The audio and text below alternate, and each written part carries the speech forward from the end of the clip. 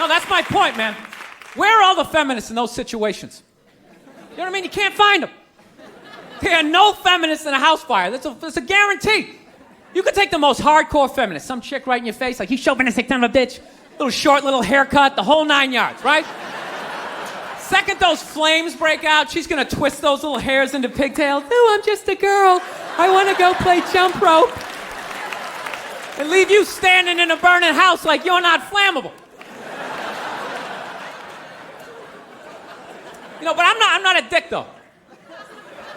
I'm not saying I think a woman should make $1 less an hour to do the same job. All I'm saying is if you're gonna make what I make when the boat sinks, you better be standing right there next to me, listen to that guy play the cello. Then you get the corner office. You get all the benefits or whatever. So anyways, I was watching George Bush today, man. That guy scares the shit out of me.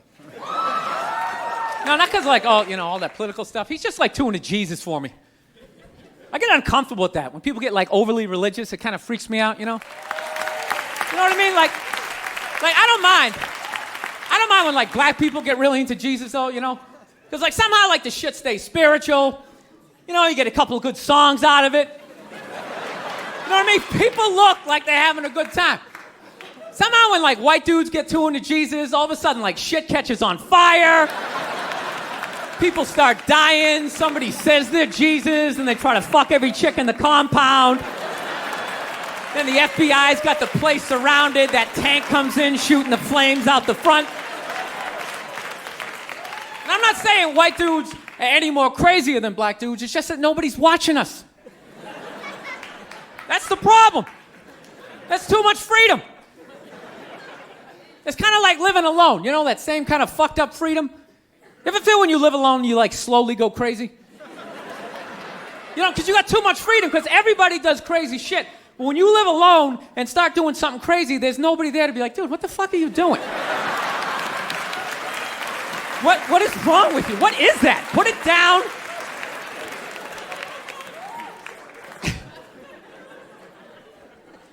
My girl's actually, she's really like religious. She goes to church every week, and I never go, and it freaks her out. She's like, why don't you go to church? You don't believe in God and heaven and hell and all that stuff? Why don't you go? And it's not because I don't believe in a higher power. I definitely do. My thing is when I go to church, I can't get past the fact that I'm just listening to some fucking guy. You ever think of that shit when you go in there? That's just some dude. And people are like, no, that's a special guy. No, it isn't. It isn't. He didn't like levitate down from the ceiling like, oh, this white light around him. Why would you listen to another human being tell you where you're gonna go when you die? It's just like, dude, have you ever been dead? No, great. So wouldn't it be safe to assume that you wouldn't have the slightest fucking idea what you're talking about? Yeah, you're making it up. You're making the shit up. You're not fooling me with the robes and the candles, speaking in Old English. He said it under you. Shut the fuck up. You don't talk like that. You're just some guy. Your name's Jerry. You played soccer. You got your ass kicked in gym class, and now you're doing this. Acting like you're special. I can't do it. I can't get past that fact. I'm sitting in church. This guy's name's fucking Cliff. He's fucking boring, and just break the guy down, and then I can't listen. It's like, you go in there, you listen to another human being tell you what to eat and when to eat it. Don't eat meat this Friday. If you eat meat this Friday, you are going to hell. It's like, dude, I'm going to a cookout on Friday. If you eat that fucking cheeseburger, buddy, that is it for you. Who is this guy? Dude, I'll eat a cheeseburger whenever I want to, and I'll jerk off. It's my dick. Why am I listening to this guy? I'll fucking jerk off while I eat a cheeseburger. What do you think about that? You know, they just made that movie again with, what was it, Hilary Swank? It's like, did you even need to go see it? It's like, let me guess, she shows up and they don't accept her, right? Then she goes home, she cries to her effeminate boyfriend who's wearing sweatpants and he's cooking something for some reason, right? And he convinces her to give it one more chance, right? So then she goes back down there, she starts drawing out their inner beauty. Next thing you know, they put a do-rag on her, she starts fucking dancing. And it's just embarrassing for all races involved. For the love of God, stop making that fucking movie. Dude, the amount of times they made that movie, I would think I would know somebody white who actually did that shit, you know? Just be like, that's Mike, yeah, he saves ghettos. That's what he does, you know? I sit around, I watch Sports Center, you know, he's in the projects every weekend. He's writing his name on the blackboard. My name's Mr. Michael. All right, who threw that? Who threw that? It's just annoying after a while, you know? And it always fucking works out, too. Anytime the white person goes down there, I want to see a movie where it doesn't work out. Like the white dude goes down there the first day, just gets the shit kicked out of him, you know? Just leaving all negative. You can't fucking help these people, you know? You go down there, you try to do something nice, I couldn't get a goddamn word in. It's a $300 prescription.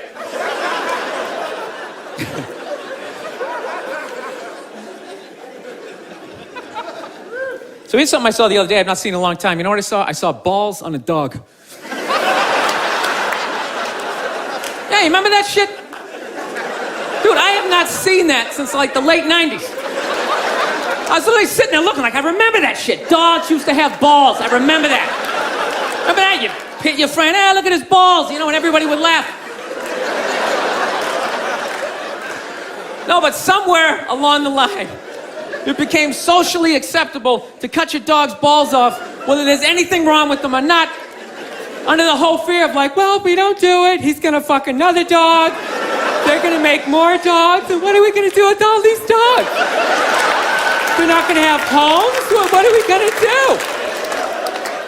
I love that shit. What are we gonna do? It's like, dude, they're animals. Just let them go. They'll be fine. They got fangs, they got claws, they'll form packs, you know? They'll help with the obesity problem in this country, you know? You come stumbling out of a cheesecake factory, just like a herd of fucking Rottweiler running at you. You gotta run to your SUV, dive in Dukes of Hazzard style, right? No, I'm pro dog balls. I am. I don't think there's anything wrong with it. Dog should be able to, you know, fuck who he wants to, and it's ridiculous. No, I want to get a dog. I've been dying to get a dog. And immediately, my girls well, we have to get it from getting a dog, we have to get him fixed. I'm like, why do we have to get him fixed? Well, you know, that's what you're supposed to do. And I'm like, well, you're not a veterinarian. She's like, well, neither are you. Great, then it's a stalemate. Neither one of us knows what the fuck we're talking about, so let's not start cutting anything off the animal, right? So, of course, she's a female. She's got to go out and prove me wrong. Goes out and gets a book. Okay, look at this. See, it says right here, you get your dog fixed, he's less likely to be aggressive. Okay? No, listen. God, you're such an asshole. Just listen. And then it says, he's less likely to rip up the furniture. There's that thing, you know. I was just like, sweetheart, when we were a kid, we had a family dog, all right? He had his balls. Okay, yeah, sure. Occasionally he humped your leg, you know? But generally speaking, he just laid around, he begged for food, you came home, he was excited, but he wasn't wearing a raincoat like jerking off or something, you know? He lived for 15 years without incident with his balls, you know? No sexual harassment, nothing.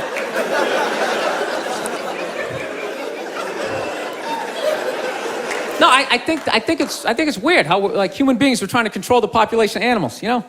Like anytime the deer population gets out of control, some dude would literally get on TV and be like, all right, the deer population is up to about 1,800. Realistically, we need to get that number down to about 5, 6 of them, all right?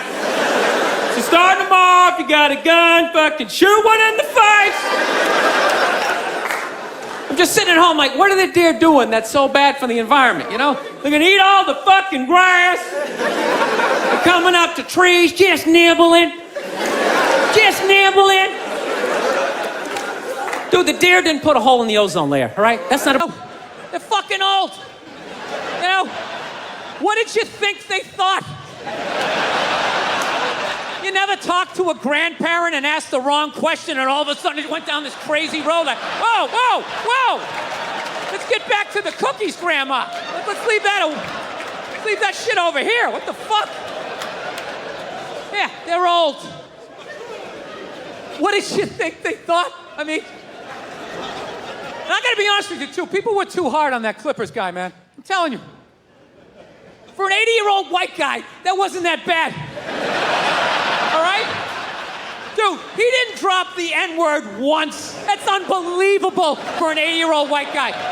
The N-word should have been carpet bombed through that whole tape. He never said it once. And if you go back and listen to that tape, I'm telling you, go back and listen to it. Other than Instagram, he's pretty fucking liberal.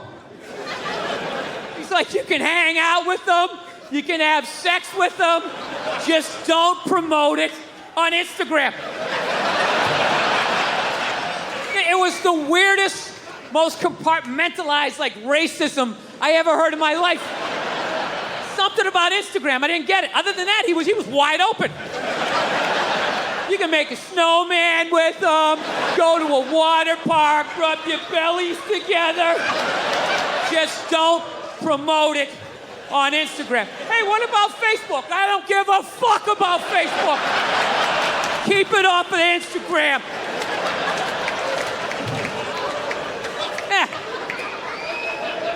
Dude, you understand? The guy's 80 years old. Do the math. This dude was born in 1934. That's 13 years before Jackie Robinson broke the color barrier. First 12 and a half years of this guy's life, he watched all-white baseball, and it was fine.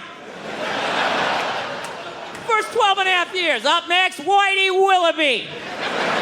There's a line shot out to Peter Peckerwood. What a catch! Unbelievable into Chris Cracker. What a great day. What a great day for a ball game. White baseball, white players. Dude, his parents were part of the generation that finished off the genocide of the Native Americans. All right? That's who taught him his ABCs. You know? A, B, C, D, E. Hey, get that savage off my property! Get out of here! I thought we killed all you people!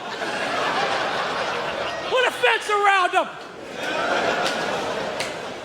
H-I-J-K. Yeah. What'd you think was gonna happen? You know what? The owner of the Clippers, you know what his big crime was? He lived too long. He did. If he died around 1969, 1970, nobody would have noticed. Dude, look at Walt Disney. Walt Disney was a known anti-Semite. But he died in the early 70s. Nobody gives a shit. Look at him. He's got a castle, a bunch of mice running around. Nobody cares. This guy kept living. I'm telling you, you can live too long. You can live too long. I'm telling you. You wear out your welcome.